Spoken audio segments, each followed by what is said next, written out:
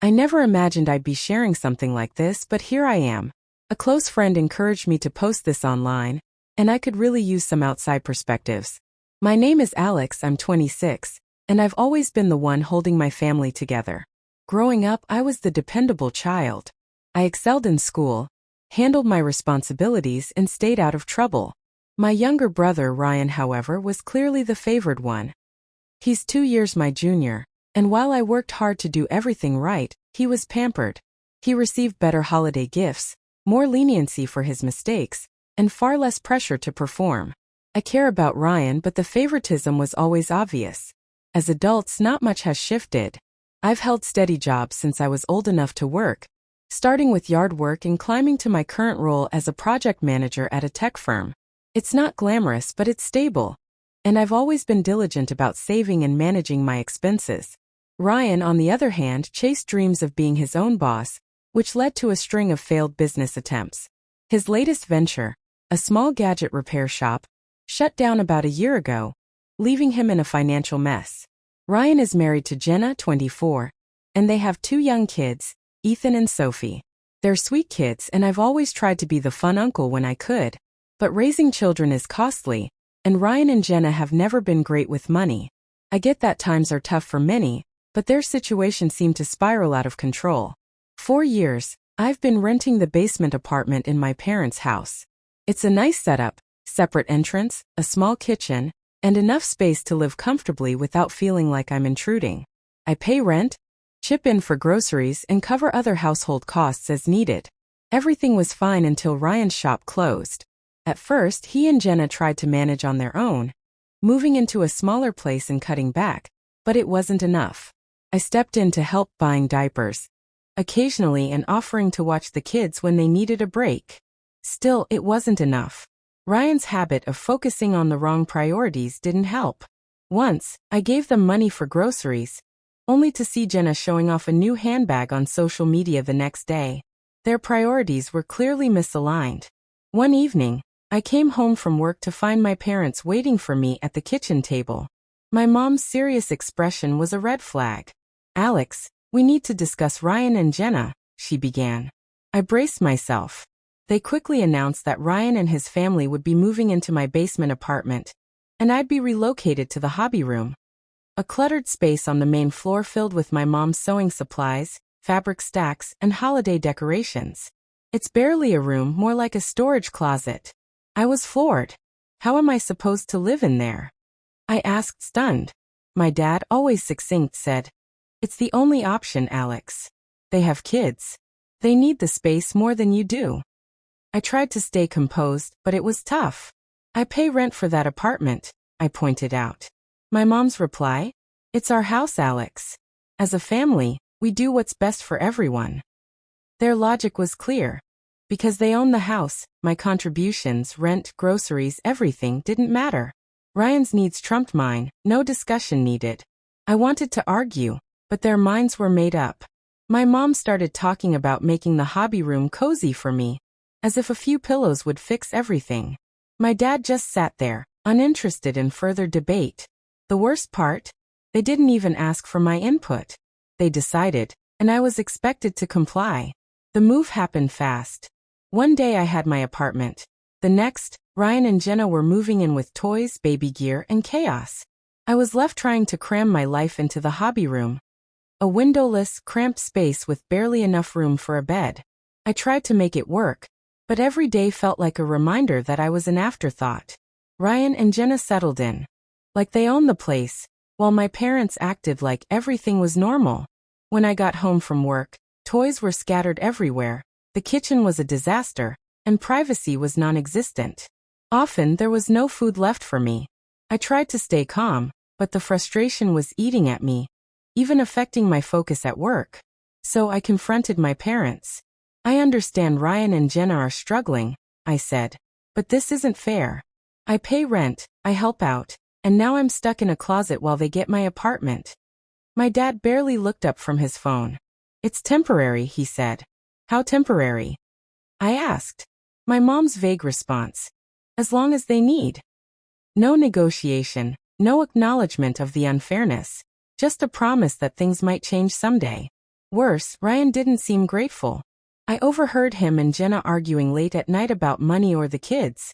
Once, I caught them fighting over Ryan buying her jewelry to cheer her up, while they hadn't restocked the kids' formula. It made me question why I was sacrificing so much. One day, I found Ethan playing in my room, unraveling spools of thread from my mom's fabric stash. "Look, Uncle Alex," he said, holding up a tangled mess. "Hey, buddy," I said gently. "This isn't a playroom. Can you go downstairs?" My mom overheard and snapped. "Alex, don't be so harsh. He's just a kid." "I know he's a kid," I replied, "but this is my only space." She gave me a look like I was being unreasonable and ushered Ethan out without another word. It wasn't just the kids. Ryan and Jenna acted like I wasn't even there. Ryan never pitched in for groceries, which ran out faster with kids around. I don't blame Ethan or Sophie, they're innocent. But Ryan and Jenna? They should have been beyond grateful.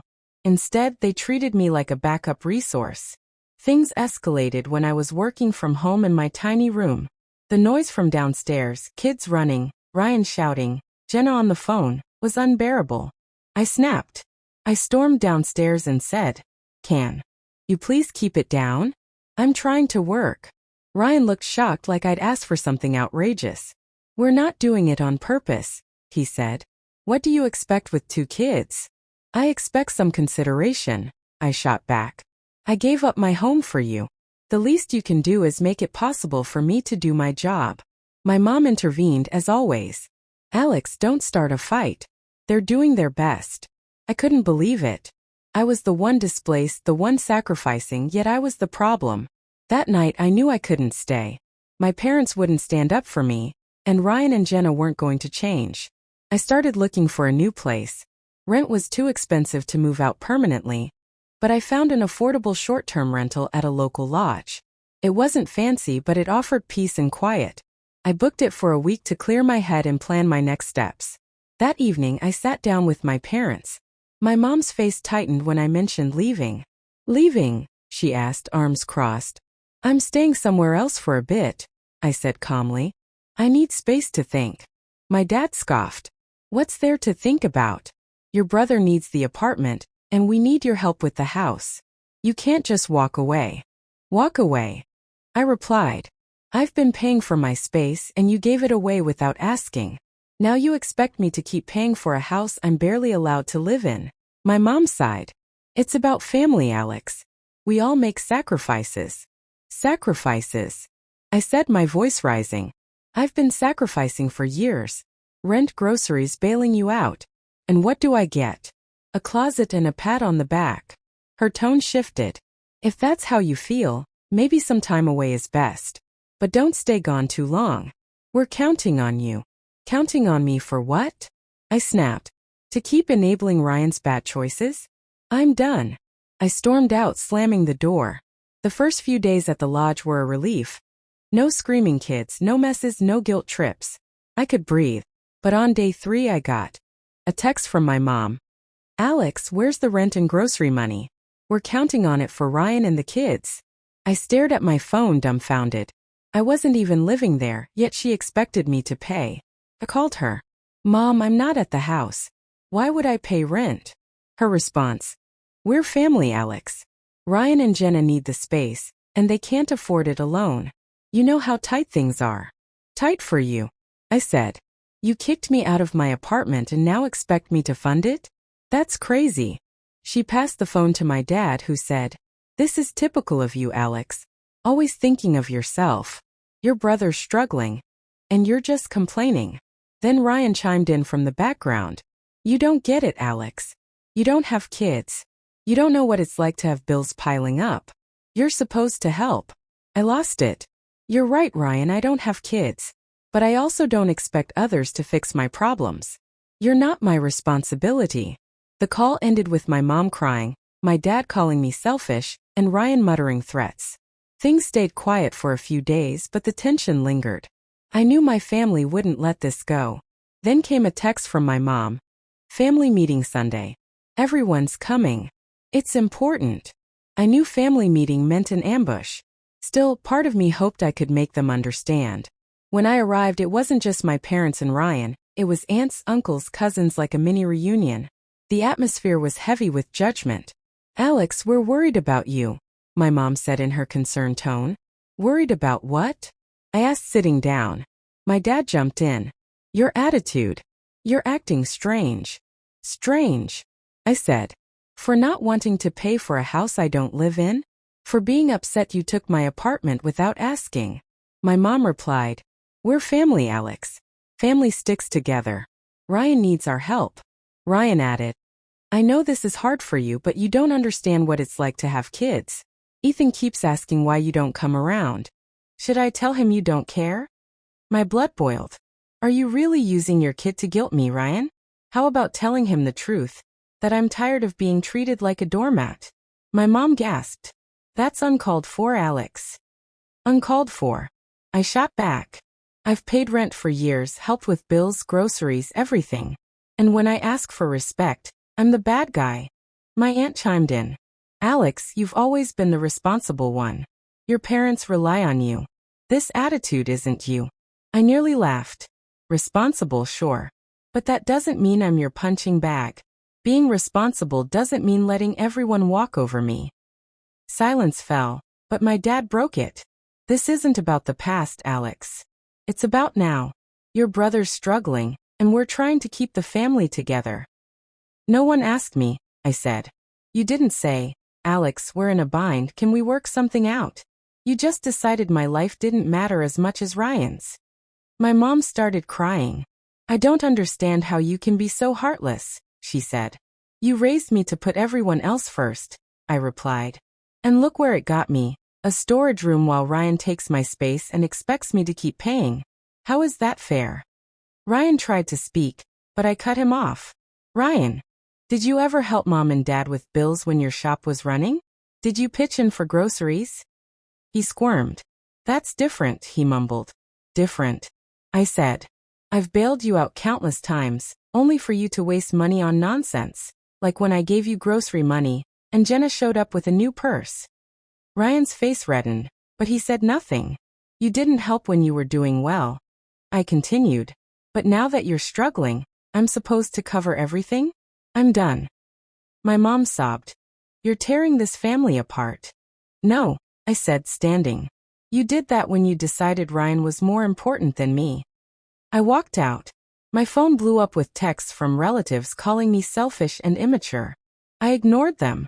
After the meeting, I kept my distance, not blocking anyone but ignoring their calls and messages. I needed space to focus on myself. It felt liberating, until my mom crossed a line. She called my workplace. My manager pulled me aside during a break. "Alex, your mom called. She said you're dealing with family issues and might need time off." I was mortified. "No, I didn't ask for time off," I said. "Why would she do that?" "She left a detailed note about your brother and housing problems," he said, looking uncomfortable. "That night I called her." "Why would you call my boss, Mom?" "I was worried," she said defensively. "You're not answering us." "So you embarrass me at work?" I snapped. "You kicked me out, ignored me at the meeting, and now you're meddling in my job. This has to stop." She cried and passed the phone to my dad, who called me ungrateful. "Your mom was trying to help," he said. "I wouldn't need to say anything if she hadn't crossed a line," I replied. Then Ryan took it further, posting vague but obvious rants about me on social media. "Real family steps up," one post read. "Some people only care about themselves, even when their blood is struggling."